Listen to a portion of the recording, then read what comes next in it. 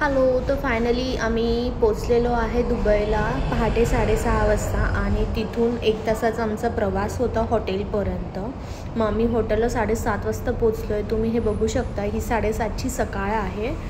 ह्याच्याच मागे आमचं हॉटेल आहे.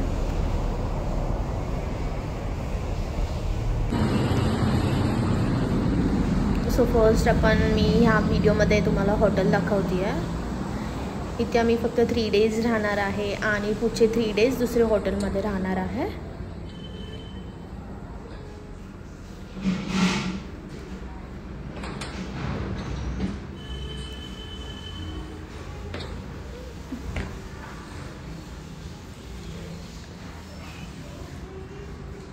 आम्ही आमचे बॅग्स इथे ठेवण्यासाठी आलो होतो. म्हणलं की जो सकाळचा टाईम आहे तर काहीतरी एक्सप्लोर करूया दुबईमध्ये जवळपास. सो आम्ही तिथे एका कॉर्नरला गेलो होतो. तिथे चहाचं असं हे होतं, स्पॉट होता. सो आम्ही तिथून चहा घेतला. इथे चहा आहे 1 दिरमला, म्हणजे आपले जे 24 रुपये आहेत तर त्यांचा 1 दिरम आहे. आम्ही इथे बसून मस्त चहा पिला आणि आम्ही तिथून मग मेट्रो कार्ड काढलं आणि मेट्रोनी आम्ही गोल्डसोक मार्केटला गेलो.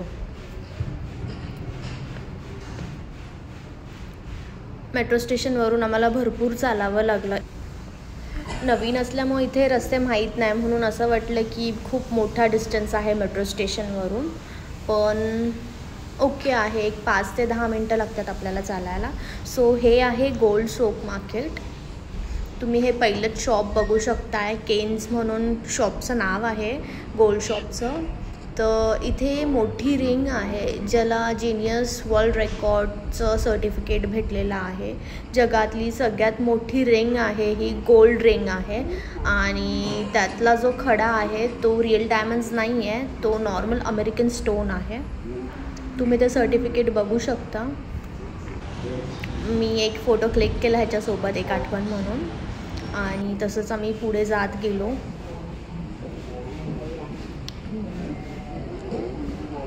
आपली इंडियामध्ये पुण्यात तुळशीबाग कशी आहे तसं इथे पूर्ण गोल्डचंच मार्केट आहे. पूर्ण लाईनने तुम्हाला गोल्डचेच शॉप दिसतील. तुम्ही इथे बघू शकता किती हेवी ज्वेलरीज आहे आणि खूप अँटिक आणि युनिक ज्वेलरीज होते तिथे. दुबईमध्ये सगळे म्हणतात की गोल्ड रेट कमी आहे, तर हे खरं आहे. तिथे डिफरन्स आहे इंडियाच्या आणि दुबईच्या गोल्ड रेटमध्ये. आम्हाला 7-7.5 हजाराचा डिफरन्स मिळाला तिथे. प्लस तिथे टॅक्स फ्री कंट्री असल्यामुळे आम्हाला तिथे GST नाही पे करायला लागली. आम्हाला टॅक्स रिटर्न भेटला एअरपोर्टवर. त्याच्यानंतर आम्हाला हे असे खडे मसाले दिसले तिथे. दुबईमध्ये हे खडे मसाले खूप फेमस आहेत. आम्ही इथली जाताना मग बिर्याणी ट्राय केली तर इतकी सुंदर होती. आपल्यासारखा म्हणजे असं ग्रेव्हीचे मसाले नसतात, त्यांची बिर्याणी पण पूर्ण प्रॉपर अशी खड्या मसाल्यांमध्येच केलेली होती. सो एकदम छान फ्लेवर येत होतं त्यांच्या बिर्याणीला पण. काही मसाले आपल्या इथे असे बघायला भेटत नाही, पण इथे मला ते बघायला मिळाले. आपण असे सुकलेले लिंबू फेकून देतो, पण ते लोक तिथे वापरतात.